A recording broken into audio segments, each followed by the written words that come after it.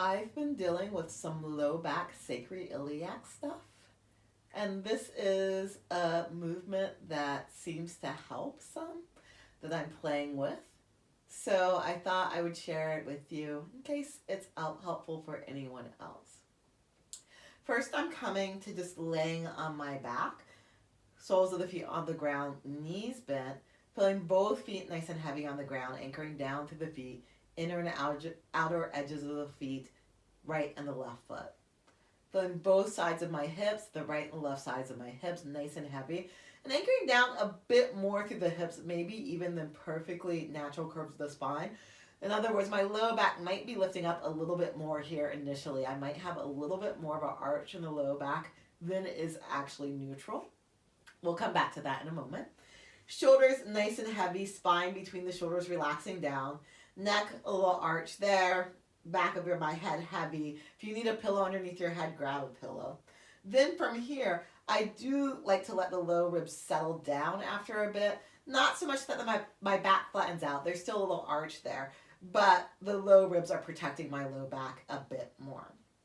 From here, I'm going to straighten the left leg along the ground, left knee and toe pointing toward the sky, pressing down the entire left leg as I stay heavy through both sides of my hips.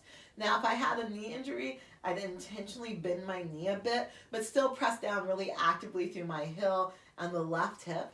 And then I'm going to take a weight, and this is an evenly weighted weight. If you don't have something like this, because I know not everyone does, this is inspired by sandbags from yoga studios. So maybe a bag of some rice or something. This is 3 pounds. I'm not sure how much. I think most bags of rice are only like a pound, but you can get bigger bags of rice. So again, playing with something like that acts like a sandbag. Or if you have sandbags, sandbags. I don't know if there's really small bags of kitty litter or something. That also might work. Anyway, I'm putting this weight in my hip crease. And again, I can do this with a little bit of my knee. So I'm going to anchor down this side of my hip a bit more. I'm going to take a strap. I might need to reset that in a moment. I'm going to lasso the strap. Yes, I will. Around the ball of my right foot. Okay, so resetting that weight. I'm going to lower the foot away from me so I can keep feeling the hips both nice and heavy and evenly weighted without them tucking under natural curves of the spine. I'm going to try not to tuck the hips under as I pull that leg in towards me more and press or pull the foot in towards my hip socket. As I pull the leg bone into my right hip socket, that right hip's going to become heavier, but I want to try to press down to the left hip an equal or even amount. And then I will lasso both ends of the strap around my right hand, take the other weight in my left hand, again just anchoring my left side down, probably not quite in a T position I'm thinking, although I might be in a T position, airplane, whatever. I could even bend elbow here and do some W shapes, although that doesn't feel as solid to me. So left hand over to the left side. And then taking multiple breaths, so moving slowly, opening the right leg to the right. And I'm also gently and doing really small, subtle movements in my hip. I'm pressing the right leg away from me, and then I'm pulling it in towards me. And by pressing away from me, I mean towards my left foot out a little bit more. And what I mean by towards me is towards my head a bit more. But not so much that hopefully the weight stays on my hip. So hopefully those movements, again, the weight's a reminder not to do really large movements here, but to keep the movements a bit more subtle, but trying to figure out what position feels really good for that low back sacroiliac area. How to keep the left side nice and heavy. Shoulders are both grounded.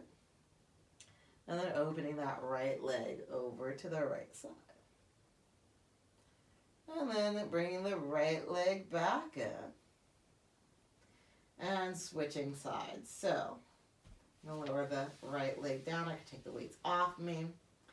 I can slide the left foot into the strap.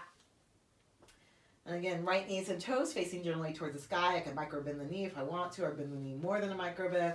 Hips heavy, natural curves of the spine. pulling the left leg in towards me. So feeling both hips nice and heavy. Also using the strap to anchor the leg bone deeper into that left hip socket. And then taking one of the weights over to my right hip crease or hip area, putting it there to anchor it down as it tries to roll away.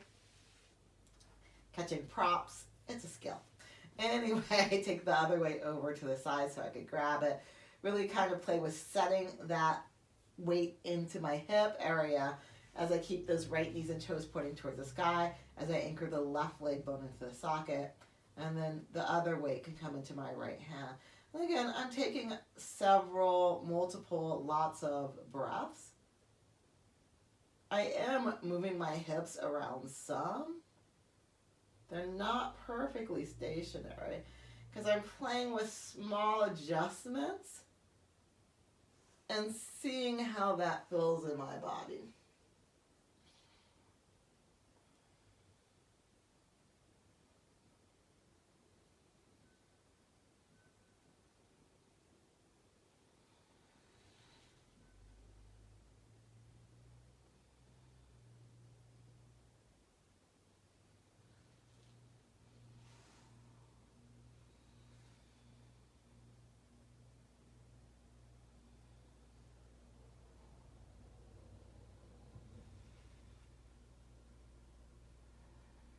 And I'm even noticing when I do lose, because even with all of this, my right hip can start to get really light. It's not lifting off the ground, but sometimes it's getting really light. And so I'm taking moments like, oh, that hip's getting really light. Can I anchor it back down? Well, anchoring the hip back down, interesting enough, is pulling the right low ribs in and engaging my core. So there's a lot of core work here too.